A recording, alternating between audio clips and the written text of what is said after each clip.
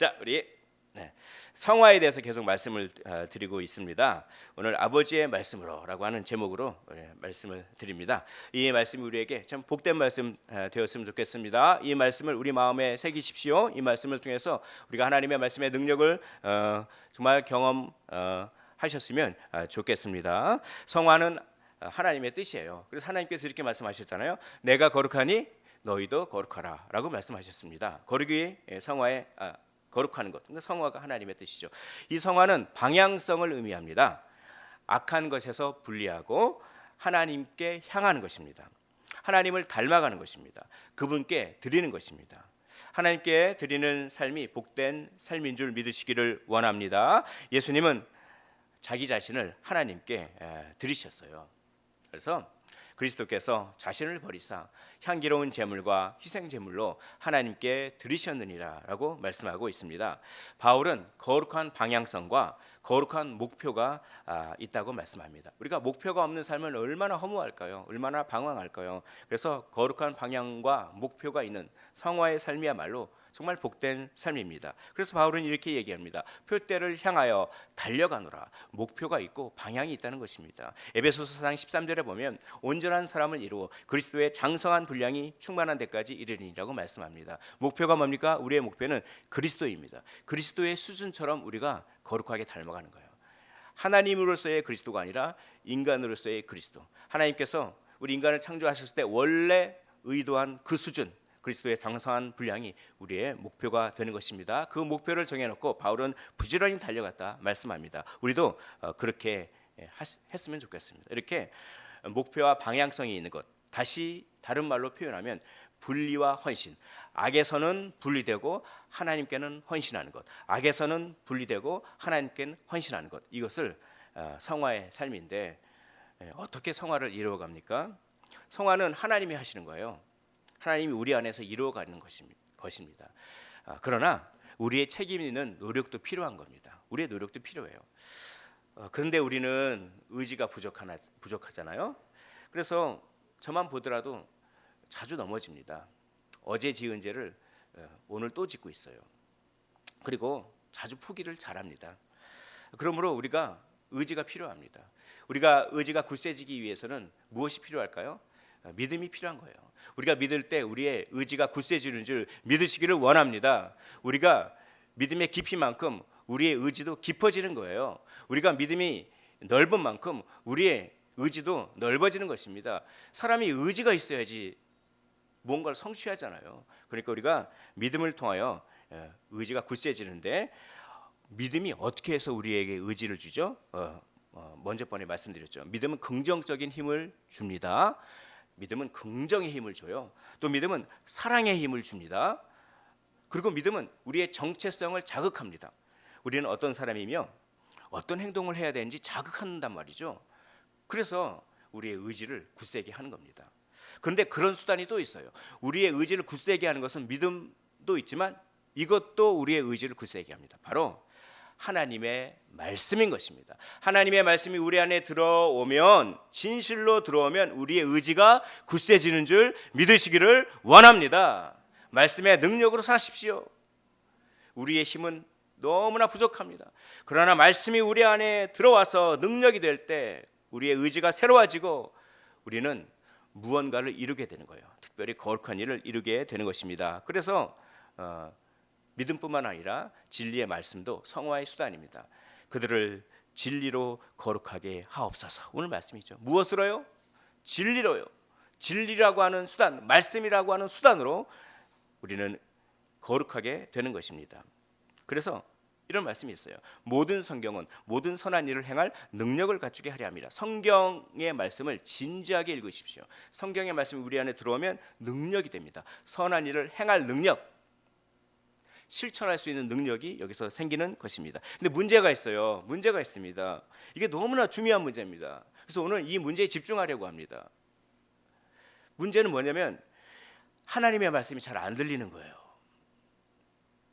이거 어떡합니까? 하나님의 말씀이 잘 안 들리는 게 문제예요. 하나님의 말씀이 잘 들리기만 하면 그게 우리 안에 능력을 일으켜서 의지를 새롭게 해서 뭔가 실천할 수 있는 능력을 주는데 하나님의 말씀이 잘 안 들리는 거예요. 그리고 하나님의 말씀이 감동으로 다가오지 않는 겁니다. 하나님의 말씀을 어떻게 하면 들릴 수 있겠습니까? 지난주에 말씀드렸어요. 감사하면 됩니다. 사랑하는 성도 여러분, 감사가 능력이 있는 줄 믿으시기를 원합니다. 감사할 때 하나님의 말씀이 들리기 시작하는 거예요. 여러분, 감사하는 말을 해보십시오. 감사하는 말을 한번 해보시기를 원합니다. 그러면 마음이 부드러워지고 수용성이 생겨요. 내가 무엇인가에 감사한다고 하는 것은 그만큼 마음의 문이 열렸다는 것입니다. 그래서 감사하는 것을 싫어하는 존재가 있어요. 누굴까요? 마귀입니다. 마귀는 감사하는 걸 너무나 싫어해요. 우리가 뭔가 감사하잖아요. 그럼 하나님은 기뻐하시고 마귀는 너무나 싫어해요. 그래서 마귀가 불평을 막 일으켰잖아요. 저기 저 선악과를 왜 못 따먹게 하느냐, 그렇죠? 그래서 불평을 일으켜서 선악과를 따먹게 했지 않습니까? 특히 여러 감사가 있는데 특별히 구원에 대한 감사를 하시기를 원합니다. 구원에 대한 감사는 말씀에 대한 귀를 열어 주시는 것입니다. 말씀을 감동하게 하고 거룩한 삶을 살게 하는 거예요. 구원에 대한 감사가. 그래서 범사에 감사하는 것이 하나님의 뜻입니다. 왜냐하면 범사에 감사하면 마음이 열려지고 말씀이 들려지고 거룩한 삶을 실천할 능력이 생기기 때문에 감사하는 것이 하나님의 뜻인 줄 믿으시기를 원합니다. 우리 한번 따라해 보겠습니다. 하나님 구원해 주셔서 감사합니다. 시작. 하나님 구원해 주셔서 감사합니다. 한 번 더 목소리를 높여서 한 번 더 우리 해보겠습니다. 시작. 하나님 구원해 주셔서 감사합니다. 어떠셔요? 뭔가 감사하니까 마음이 막 열리는 것 같지 않습니까? 어깨가 들썩거리는 것 같지 않습니까? 감사하니까. 네. 말씀에 귀를 열어주는 것은 감사예요. 자, 근데 하나가 더 있어요. 말씀에 귀를 열어주는 것 하나가 더 있습니다. 그걸 오늘 우리가 참 묵상해 보기를 원합니다. 그것은 그 말씀을 하시는 분이 어떤 분인지를 생각하는 것입니다. 그 말씀을 하시는 분이 이런 분이다라고 하는 것을 생각하십시오. 그러면 말씀의 귀가 탁 열려요. 집중력이 생기는 것입니다. 말씀하시는 분이 누구입니까? 바로 아버지세요. 우리 화면을 보면서 오늘 읽은 말씀 다시 한번 읽어보도록 하시겠습니다. 시작. 그들을 진리로 거룩하게 하옵소서. 아버지의 말씀은 진리이니이다. 그 말씀이 누구의 말씀이라고요? 아버지의 말씀입니다. 그러니까 아버지를 생각하십시오. 그 말씀을 하신 분이 아버지입니다. 아버지가 우리에게 어떤 의미가 있는지를 생각하는 것입니다. 그러면 마음이 열리고 귀가 열리고 말씀이 들려오기 시작합니다. 아버지를 생각하시는 것입니다. 아버지는 우리에게 어떤 의미입니까? 세 가지를 말씀드리겠습니다. 첫째, 아버지는 하나님이 우리 존재의 근원이라고 하는 뜻입니다. 아버지가 무슨 뜻이라고요? 우리 존재의 근원입니다. 하나님은 우리의 존재의 근원이 된다라고 하는 것입니다. 그게 아버지라고 하는 뜻이에요. 육신의 아버지도 자녀에게 있어서 근원이 되죠. 그래서 인간은 모두 뿌리를 찾고자 합니다. 그래가지고 제가 아주 오래됐어요. 그 다큐멘터리를 봤는데 해외 입양을 했어요. 그래가지고 부모가 누군지 몰라요. 그래서 해외 입양을 했는데 그 이제 아주 좋은 부모를 양부모를 만났나 봐요. 어디 저 덴마크인가 저기 그쪽을 북유럽으로 갔는데 그래가지고 거기서 교육을 잘 받고 아주 그냥 잘 컸어요. 그 전문직에다가 돈도 잘 법니다. 그런데 마음 한켠에는 계속 이런 질문이 있어요. 나는 왜 여기에 존재하게 되었는가? 내 엄마는 누구인가? 내 아빠는 누구인가? 아니 지금 잘 먹고 잘 살잖아요. 좋은 나라에서 잘 먹고 잘 사는데 항상 그 질문이 있었답니다. 나는 왜 여기 존재하게 되었는가? 그러니까 인간은 그렇게 뿌리를 찾는 거예요. 그러니까 그게 못 견디니까 다시 한국으로 와가지고 막 부모를 찾기 시작합니다. 그래서 그게 인터뷰를 하더라고요. 아 그렇게 잘 먹고 잘 사는데 뭐 그렇게 굳이 이제 와서 몇십 년이 지났는데 부모를 찾습니까? 왜냐하면 제가 왜 여기 존재하게 됐는지 저는 그게 그렇게 알고 싶습니다. 그게 인간이에요. 특히 이 아버지라고 하는 말 속에는 자기 존재의 근원이다라고 하는 의미가 여기 들어있죠. 성경에서도 아버지를 나의 존재의 근원이라고 그렇게 표현하고 있어요. 성경에서도 이 출애굽기 1장 15절에 이렇게 돼 있어요. 야곱의 허리에서 나온 사람이 모두 70이요 요셉은 애굽에 있었더라. 그 야곱의 아들들을 어떻게 표현하고 있나요? 야곱의 허리에서 나온 사람이라고 표현하고 있어요. 그러니까 아버지라고 하는 말은 뭔가 나의 존재의 근원인 것이죠. 인간 아버지도 이런 면이 있다면 완전하신 하늘 아버지는 어떻겠습니까? 하나님은 우리를 창조하셨습니다. 그래서 하나님이 자기 형상 곧 하나님의 형상대로 사람을 창조하시되 남자와 여자를 창조하시고라고 말씀합니다. 하나님 아버지는 우리 존재의 근원인 것입니다. 그러므로 하나님 아버지 안에서만 안정감을 누릴 수 있고 안식을 누릴 수 있습니다. 우리가 아무리 돈을 많이 벌고 아무리 성공해도 공허하고 허무함이 한켠에 있는 구멍이 마음 가운데 있는 것은 그 마음에 뚫려진 구멍을 하나님만이 메꿀 수 있는 구멍이 존재한다는 거예요. 왜냐하면 하나님이 우리 존재의 근원이기 때문에 그렇습니다. 하나님 아버지만이 우리에게 참된 평안을 주시는 것입니다. 그래서 성경에서는 하나님을 평강을 베푸시는 평강의 하나님입니다 라고 얘기하고 있어요. 그래서 이렇게 얘기하고 있지 않습니까? 주께서 우리를 위하여 평강을 베푸시오니라고 이사야 선지자는 고백합니다. 평강의 하나님이 친히 너희를 온전히 거룩하게 하시고 라고 말씀합니다. 모든 지각에 뛰어난 우리의 상상력을 넘어선 그런 하나님의 평강이 그리스도 예수 안에서 우리의 마음과 생각을 지키시리라. 아멘입니다. 두 번째, 아버지라고 하는 것은 이런 뜻이 있어요. 하나님이 우리를 사랑하신다는 뜻입니다.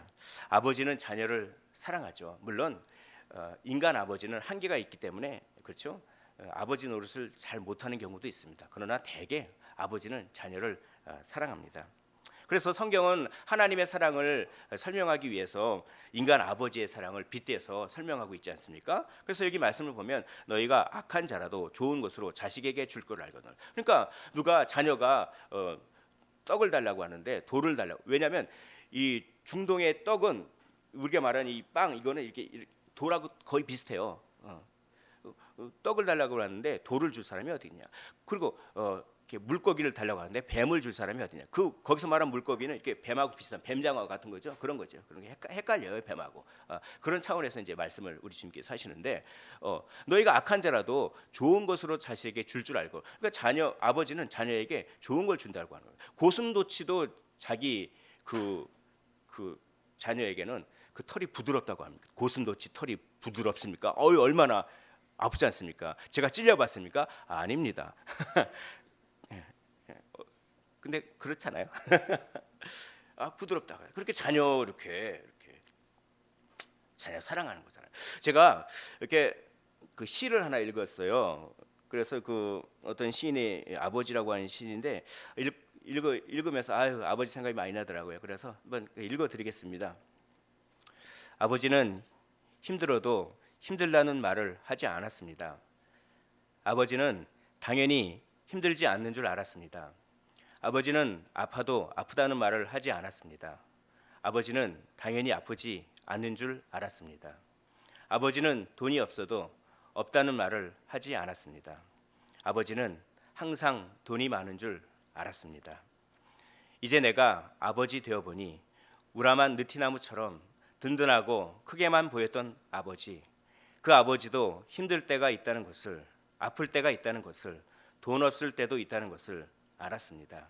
그러나 아버지는 가장이니까 가족들이 힘들어할까봐, 가족들이 실망할까봐 힘들어도 아파도 돈 없어도 말을 못했을 뿐이었습니다.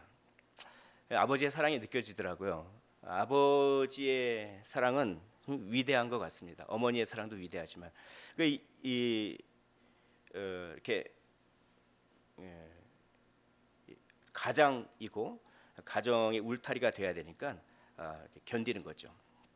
견디면서 사랑을 주는 아버지의 사랑이 좀 이런 것 같습니다. 근데 이 시를 읽으면서 하나 더 느낀 게 있는데 그런 아버지도 연약하구나. 그런 아버지도 힘이 떨어지는구나. 그런 아버지도 정말 능력의 한계가 있기 때문에 사랑의 한계가 있구나. 이렇게 이제 그러니까 한편으로는 아버지가 사랑한다. 아버지는 자녀를 사랑한다. 그러나 한편으로는 그 아버지의 인간 아버지의 사랑은 한계가 있을 수밖에 없구나. 이 동시에 이걸 느낄 수가 있었어요. 반면에 우리 하나님 아버지는 어떤 분이십니까? 우리 하나님 아버지는 정말 사랑의 한계가 없으시죠. 왜냐하면 아버지의 능력은 고갈되지 않으니까요. 우리 인간 아버지는 능력이 힘이 고갈되잖아요. 근데 아버지의 능력은 고갈되지 않으니까, 그러니까 그 사랑도 고갈되지 않는 것입니다. 그리고 정말 아버지의 능력은 무한하니까 하늘 아버지의 사랑도 무한한 사랑을 우리에게 주시는 거예요. 그래서 이렇게 말씀합니다. 너희 하늘 아버지께서 이 모든 것이 너희에게 있어야 할 줄을 아시느니라. 이 말씀을 아멘으로 받으시길 원합니다. 우리 하늘 아버지께서 이 모든 것이 우리에게 있어야 할 줄을 아시는 거예요. 그리고 이 하늘 아버지는 이 모든 것을 우리에게 주실 수 있는 능력이 있고 하나님의 때에 하나님의 반복으로 가장 좋은 것을 주시는 분인 줄 믿으시기를 원합니다. 하물며 하늘에 계신 너희 아버지께서 구하는 자에게 좋은 것으로 주시지 않겠느냐. 하나님은 우리를 사랑하십니다. 그래서 우리가 너무나 사랑스러운 거예요. 그래서 우리로 말미암아 기쁨을 이기지 못합니다. 기쁨이 너무나 넘쳐서 그 기쁨을 이기지 못한다고 말씀합니다. 그리고 그 하나님의 사랑의 절정이 십자가예요. 근데 십자가는 자기 아들을 어떻게 십자가에 못 박을 수가 있습니까? 그건 사랑이 아니지 않습니까? 근데 우리를 하나님의 자녀 삼기 위한 하나님의 사랑이죠.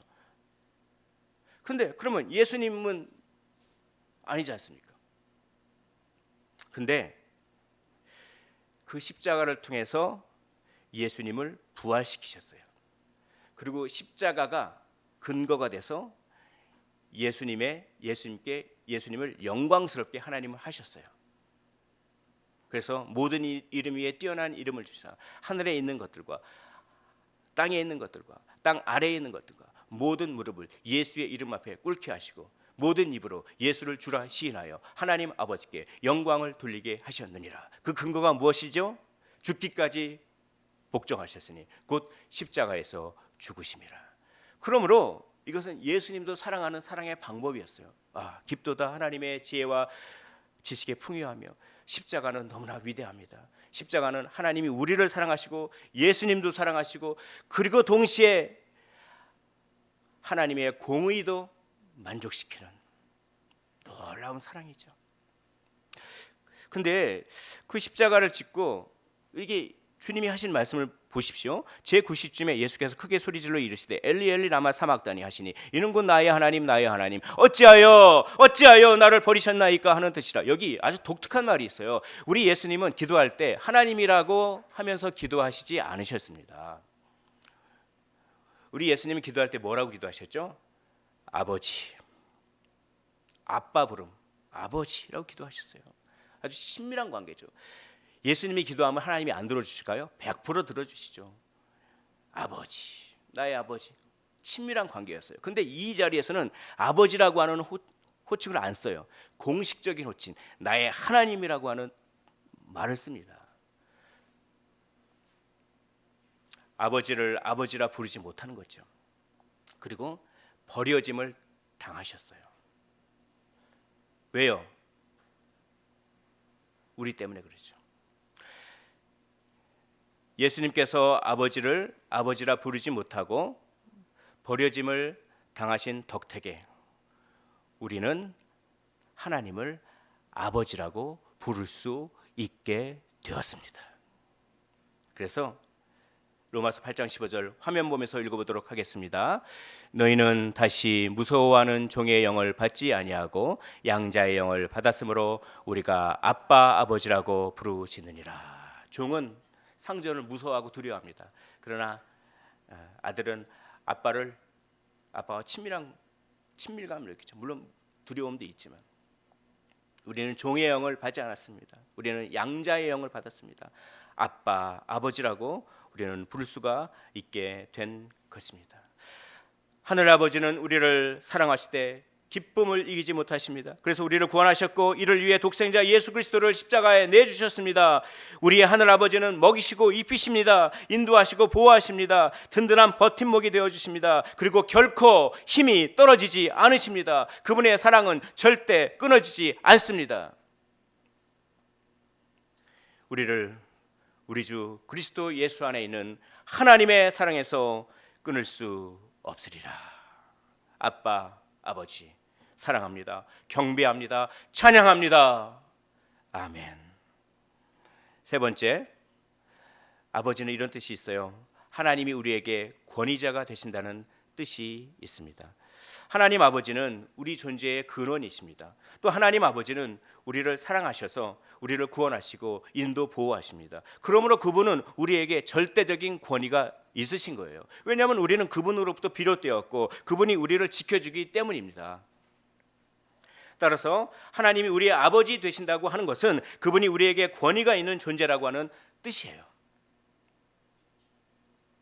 하나님을 아버지로 믿으십니까? 만약 믿으신다면 하나님이 내 삶의 절대 주권을 가지고 계심을 인정하는 것입니다. 여러분, 권위를 인정하면 무엇이 열립니까? 귀가 열려요. 다시 한번 말씀드립니다. 권위를 인정하면 무엇이 열립니까? 귀가 열리는 것입니다.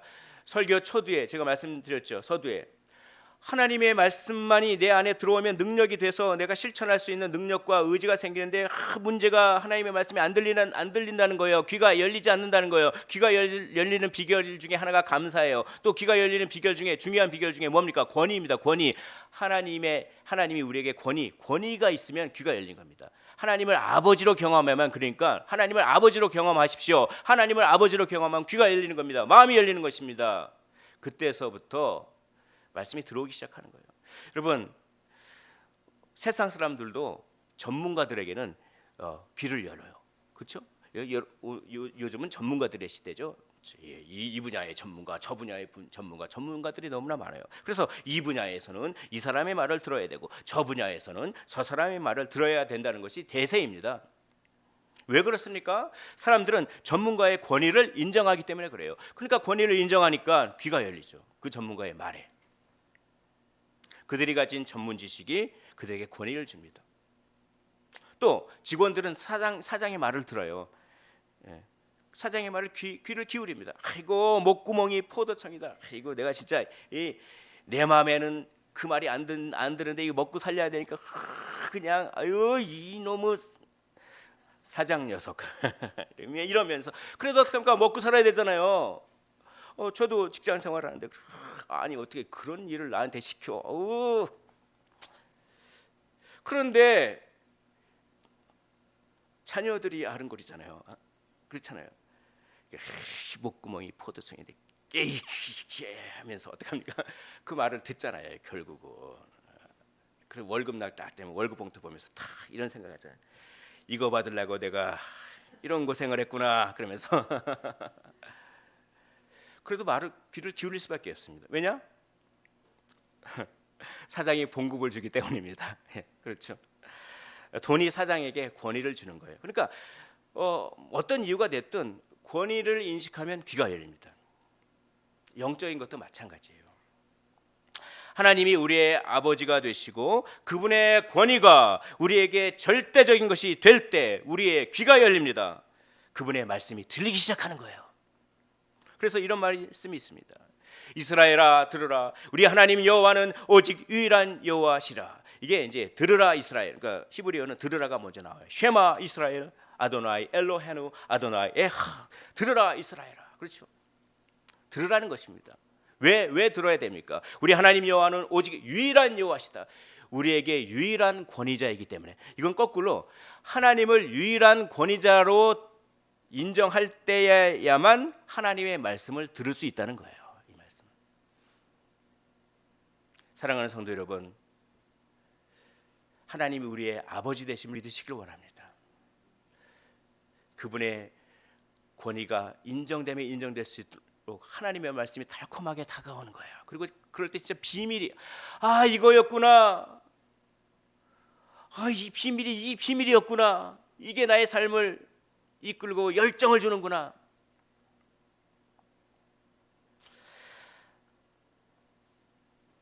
너는 마음을 다하고 뜻을 다하고 힘을 다하여 네 하나님 여호와를 사랑하라 라고 하는 이 말씀은 하나님의 권위를 인정할 때에만 들리는 말씀입니다. 하나님의 권위를 인정하지 않으면 여호와를 사랑할 수가 없는 것이죠. 아빠, 아버지를 경험할 때 말씀을 듣지 못하게 하는 악한 영의 온갖 방해들, 마귀는 우리의 말씀을 못 듣게 해요. 그래서 말씀에 무관심하고 한눈을 팔게 하는 것, 그게 뭡니까? 길가밭이에요. 마음의 밭에 비유를 하잖아요. 박해와 인생의 어려움, 그것 때문에 말씀을 못 듣잖아요. 그게 돌짝밭이에요. 그리고 염려와 걱정 때문에 말씀을 못 듣잖아요. 그게 가시덤불이에요. 아빠 아버지를 경험할 때 이런 마귀의 온갖 방해들을 뚫고 그걸 돌파하여 말씀이 마음속으로, 우리 마음속으로 파고 들어와 감동을 일으키게 되는 줄 믿으시기를 원합니다. 우리의 마음과 생각을 말씀이 지배하는 거예요. 만약에 말씀이 우리의 생각을 지배하지 않잖아요. 그러면 우리의 마음을 지배하는 게 단 한 가지 있습니다. 감정이요. 감정에 지배당하는 인생이 아니라 말씀에 지배당하는 인생을 사시기를 원합니다. 감정은 우리를 쉽게 속이니까요.